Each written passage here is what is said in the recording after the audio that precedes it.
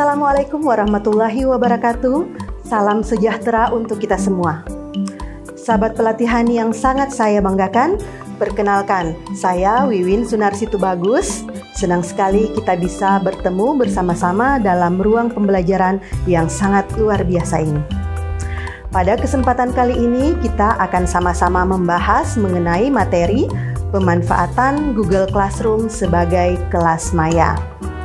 Adapun kompetensi dasar pada mata diklat ini yaitu setelah mengikuti materi ini diharapkan Anda sebagai peserta didik dapat yang pertama memahami konsep dasar kelas maya.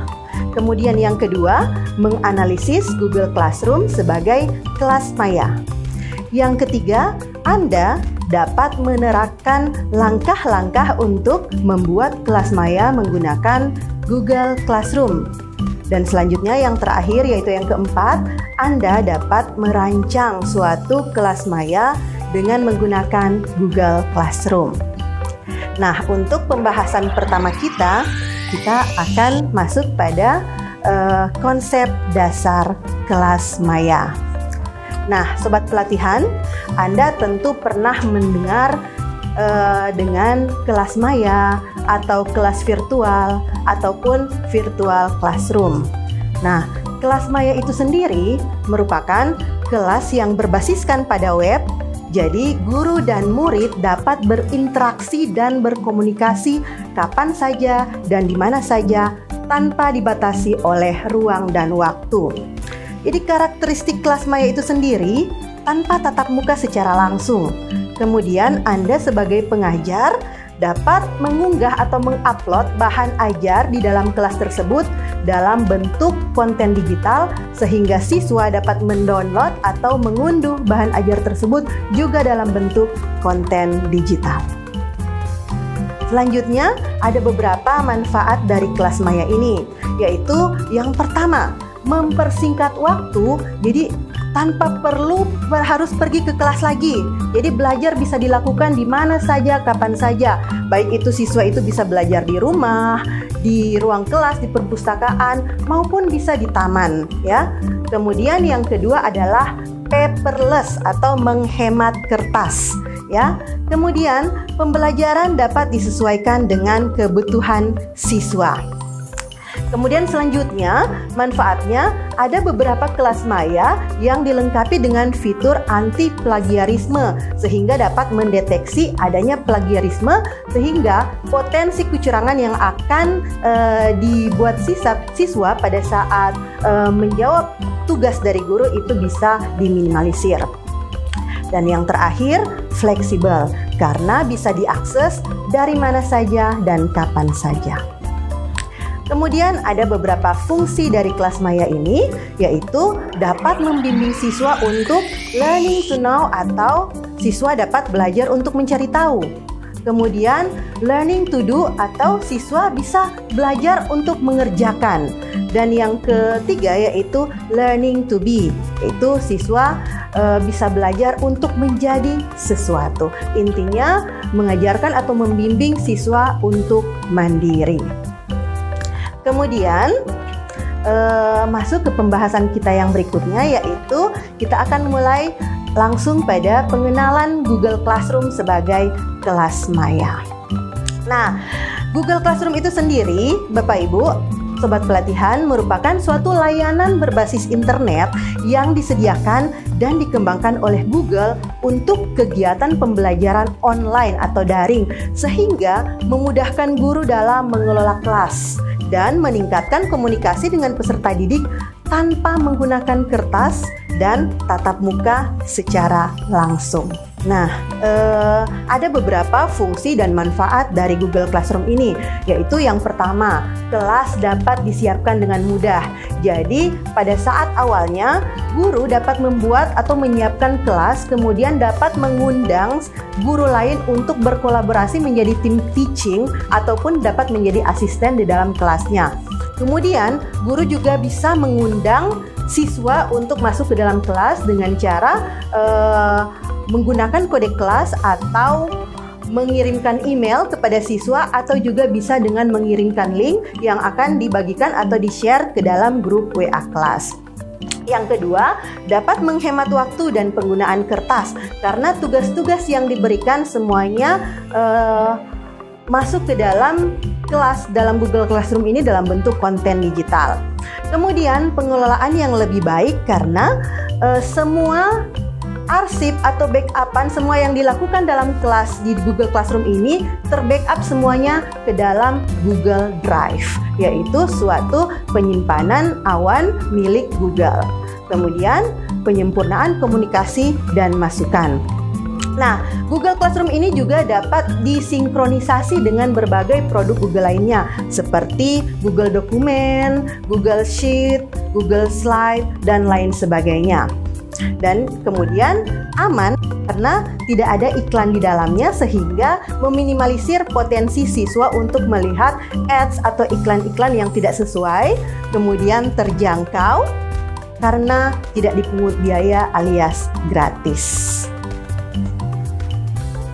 Nah, cara kerja Google Classroom ini dibagi dalam dua kelompok Bapak Ibu Sobat Pelatihan, yaitu penggunaan Google Classroom untuk guru dan penggunaan Google Classroom untuk siswa.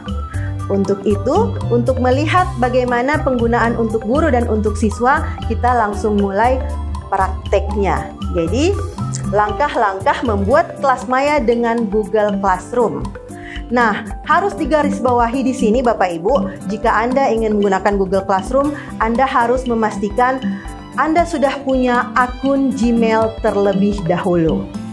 Setelah Anda memastikan Anda sudah mempunyai akun Gmail, Anda bisa masuk ke dalam Google Classroom melalui ketikan di jendela website classroom.google.com ya, classroom.google.com, atau jika Anda menggunakan browser Google Chrome, Anda langsung bisa mengklik titik 9 yang berada di kanan atas dari jendela browser Anda.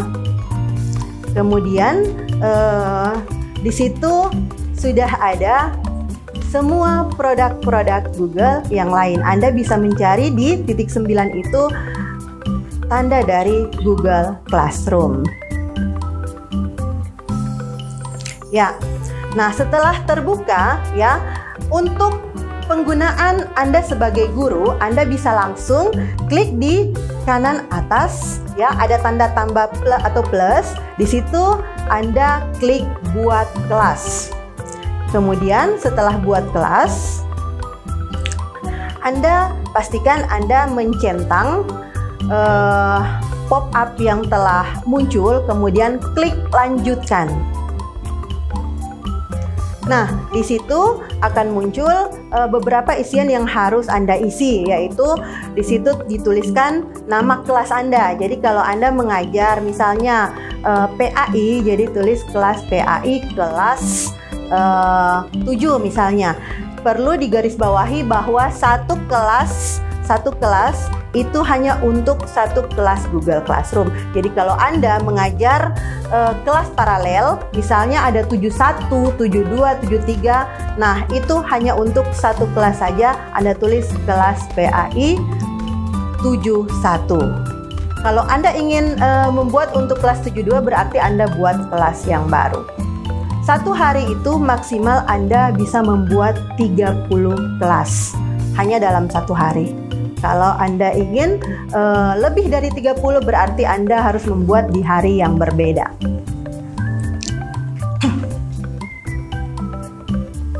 Ya. Nah, ini adalah tampilan guru ya. Jadi tampilan guru seperti ini. Jadi ada 5 halaman yang tampil, yaitu yang pertama forum, kemudian tugas kelas, kemudian orang, kemudian nilai. Nah, di sebelah kiri di tengah itu yang namanya kode kelas. Jadi kode kelas itu yang Anda bagikan ke siswa sehingga siswa dapat masuk ke kelas Anda. Nah, dalam forum ini juga Anda bisa membuat pengumuman kelas ya. Jadi misalnya anak-anak hari ini ada ujian, atau anak-anak hari ini kita akan ulangan harian atau jangan lupa tugas atau PR hari ini. Juga Anda bisa berinteraksi dengan siswa. Siswa dapat membuat komentar atau Anda bisa membatasi hanya Anda saja yang bisa membuat pengumuman dan komentar dan siswa hanya bisa membacanya. Nah, ini adalah tampilan halaman tugas kelas. Jadi ada tugas kuis, ada pertanyaan, ada materi, kemudian ada gunakan kembali postingan dan ada topik. Ya, untuk tugas, ya, ini jika Anda mengklik tugas, Anda bisa membuat tugas yang nantinya akan dibuat oleh siswa di rumah. Jadi di situ ada judul, ada petunjuknya. Anda juga bisa melampirkan file-file yang sudah Anda buat dari Drive. Bisa juga kalau Anda ingin menampilkan video dari YouTube, atau Anda bisa membuat melalui Google Sheet atau Google Doc dan lain sebagainya. Atau Anda juga bisa mengupload filenya yang sudah Anda punya di dalam laptop Anda. Nah, di sebelah kanan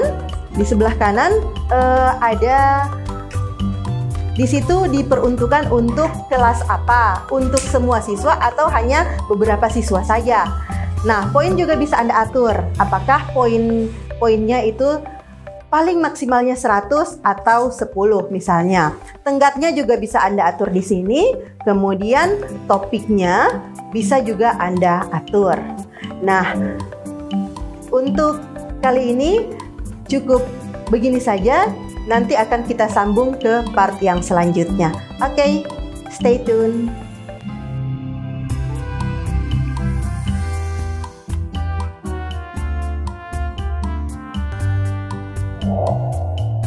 Assalamualaikum warahmatullahi wabarakatuh. Salam sejahtera untuk kita semua. Kembali lagi bersama saya Wiwin, dan kita akan melanjutkan materi dari pemanfaatan Google Classroom dalam pembelajaran pada part ini, atau part yang kedua.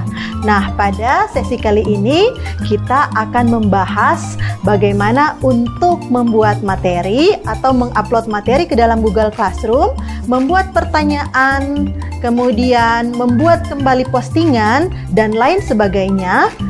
Nah, kita akan mempraktekkan itu semua, dan untuk lebih jelasnya, Sobat Pelatihan bisa menyimak video tutorial berikut ini.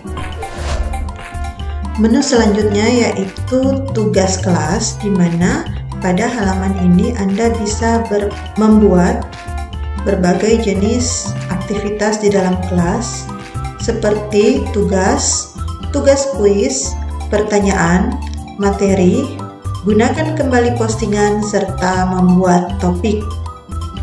Dimulai dengan tugas. Di sini Anda bisa membuat tugas untuk siswa kerjakan.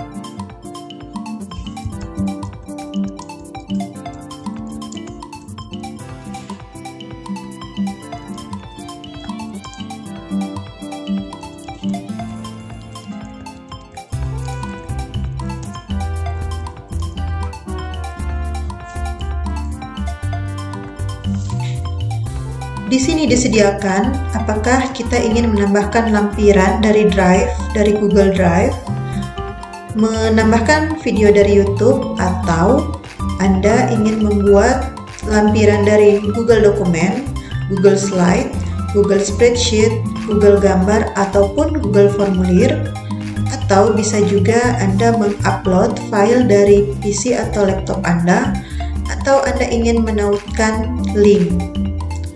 Kemudian di sebelah kanan terdapat tampilan peruntukan tugas gini untuk kelas mana, apakah untuk semua siswa atau hanya beberapa siswa saja. Jadi misalnya jika Anda mengajar paralel beberapa kelas sekaligus, kemudian tugasnya sama, Anda bisa memilih langsung tugas-tugas ini akan diberikan kepada beberapa kelas sekaligus. Kemudian Anda bisa mengatur tenggat atau batas waktu di sini. Kemudian topik apakah ingin memasukkan tugas ini pada topik yang sudah ada atau membuat topik yang baru. Kemudian, apakah Anda ingin membuat penilaian rubrik khusus untuk tugas ini. Jadi di sini disediakan opsi untuk buat rubrik, gunakan kembali rubrik atau import dari spreadsheet. Jika Anda ingin membuat rubrik, maka tentu saja Anda harus mengisi kriteria-kriteria dari rubrik yang nantinya akan Anda buat. Jadi Anda harus mengisi judul kriterianya, deskripsi kriterianya, poin, judul level, dan deskripsi. Nanti jika Anda ingin menambahkan level, tinggal ditambahkan di tanda plus di sebelah kanan. Ini misalnya ini judul levelnya baik sekali. Baik, dan seterusnya. Jangan lupa untuk setiap perubahan yang Anda lakukan, klik simpan.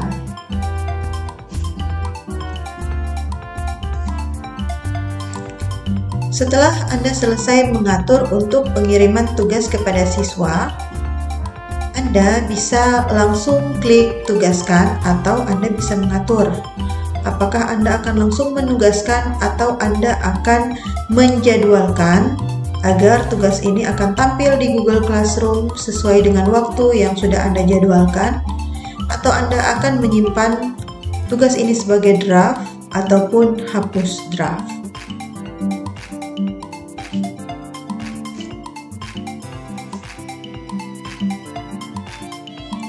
Setelah selesai menugaskan, maka tugas ini akan tampil di halaman tugas kelas.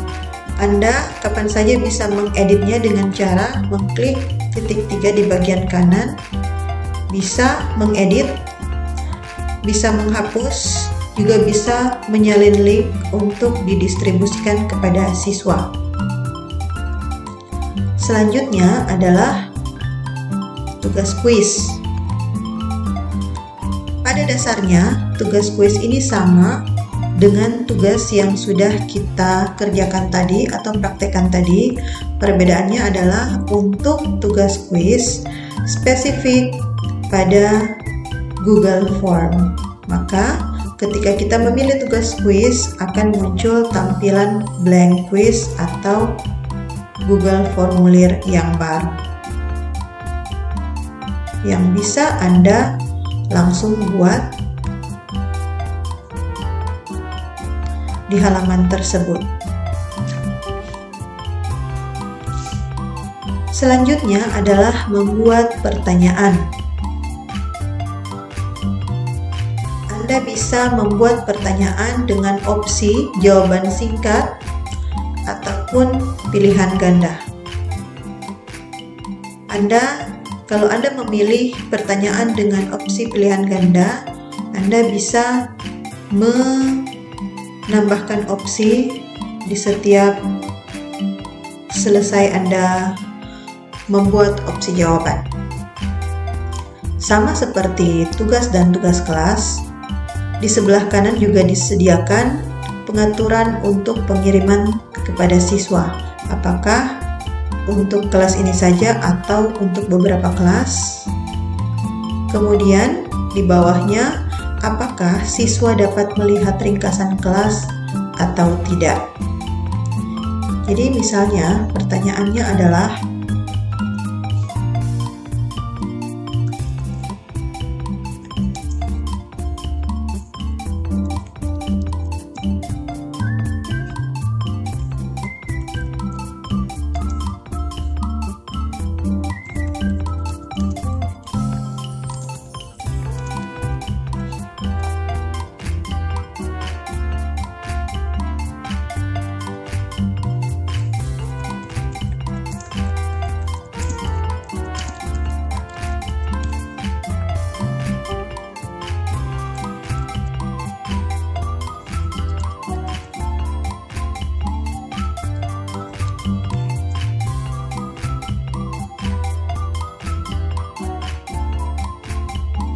jangan lupa karena ini merupakan pertanyaan yang tidak perlu untuk dinilai, maka untuk poin tidak perlu diaktifkan atau tidak dinilai.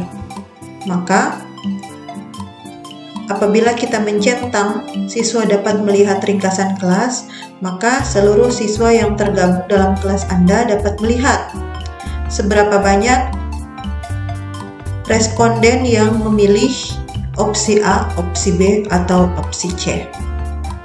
Setelah selesai, maka Anda pilih tanyakan. Selanjutnya adalah kita membuat materi. Nah, untuk materi, perbedaannya dari opsi-opsi yang lain seperti tugas kuis ataupun pertanyaan, di sebelah kanannya tidak ada tampilan untuk poin. Jadi di sebelah kanan hanya untuk kelas mana saja, untuk siswa mana saja, dan untuk topik apa. Jadi di sini merupakan bagian untuk guru memasukkan materi-materi pembelajarannya yang bisa dilampirkan dari Drive, dari YouTube, buat baru melalui Google Dokumen, Slides, Spreadsheet, gambar atau formulir, bisa juga diupload dari PC atau laptop ataupun menautkan link. Selanjutnya yaitu pilihan untuk menggunakan kembali postingan. Anda bisa memuat kembali postingan yang sudah pernah dibuat pada kelas yang lain untuk digunakan kembali.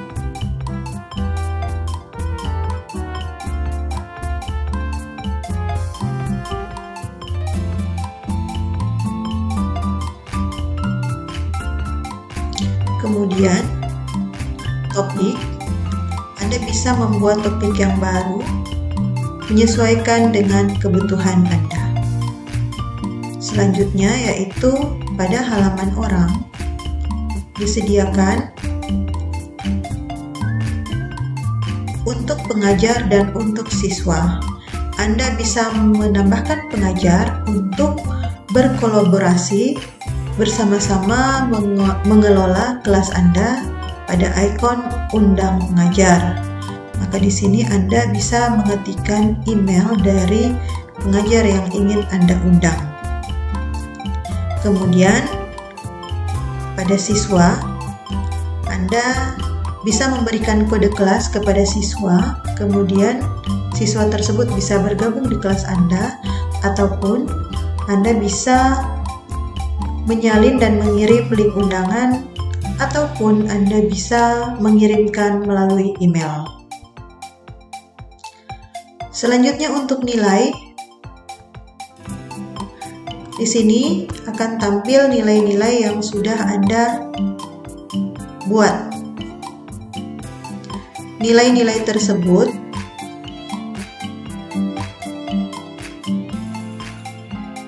merupakan rekapitulasi dari setiap tugas yang telah Anda berikan kepada siswa. Seperti misalnya untuk salah satu tugas,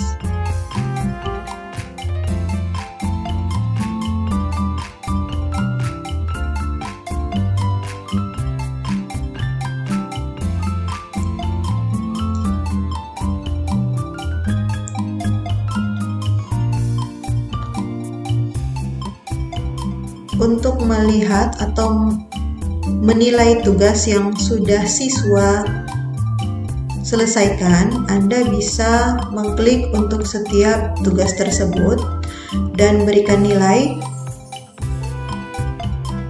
Di sebelah kanan, di bagian sebelah kanan, Anda berikan nilai 100 merupakan poin totalnya. Misalnya Anda berikan nilai 90. Kemudian apakah ingin menambahkan komentar pribadi? Kalau ingin menambahkan komentar pribadi setelah selesai, jangan lupa klik posting, kemudian pilih kembalikan.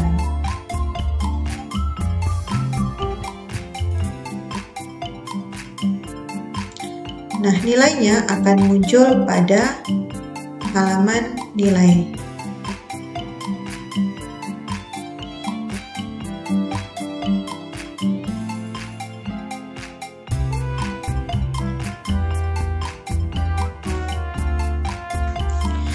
Selanjutnya untuk penggunaan bagi siswa. Pertama-tama, seperti halnya penggunaan untuk guru, kita pilih dulu pada Google aplikasi, kita cari Classroom atau langsung ketikkan saja di sini classroom.google.com.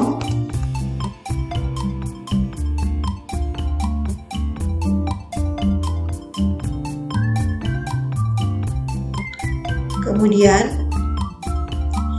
untuk menambahkan atau bergabung dengan suatu kelas, pilih gabung ke kelas, kemudian masukkan kode kelas yang sudah diberikan oleh guru. Setelah itu klik gabung. Ini merupakan tampilan dari siswa. Di bagian atas hanya disediakan 3 menu atau 3 halaman, yaitu forum, tugas kelas, juga orang.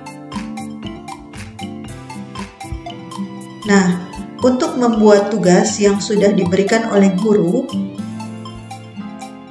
siswa diarahkan untuk memilih tugas yang sudah diberikan oleh guru. Kemudian di sebelah kanan sini pilih tambah atau buat. Bisa dilampirkan file dari Google Drive apabila sudah membuat dalam bentuk file yang di-upload di Google Drive, atau dalam bentuk link, atau dalam bentuk file pada laptop atau PC, atau bisa dibuat baru melalui Google Dokumen, Google Slide, Google Spreadsheet, atau gambar. Nah, dalam hal ini tugasnya adalah membuat ringkasan, maka siswa bisa diarahkan untuk membuat tugas melalui Google Dokumen.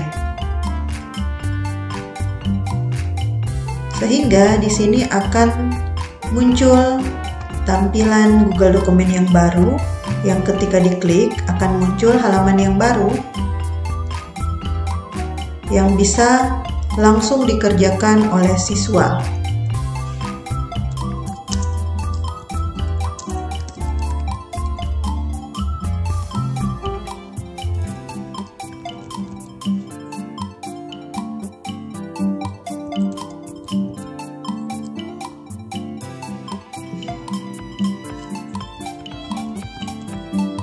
Nah, setelah selesai, pilih serahkan.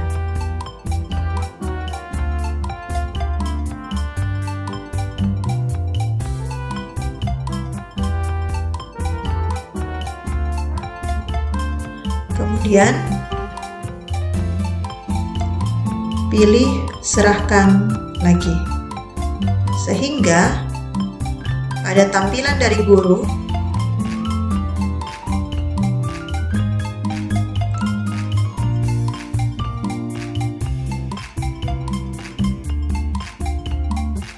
sudah ada satu orang yang mengerjakan, dan guru bisa langsung memberikan nilai atau meninjau dulu, kemudian diberikan penilaian. Demikianlah Sobat Pelatihan, sudah kita lalui bersama praktek untuk mengeksplor pemanfaatan Google Classroom dalam pembelajaran. Semoga materi ini bisa bermanfaat untuk kita semua. Terima kasih. Assalamualaikum warahmatullahi wabarakatuh. Salam sejahtera.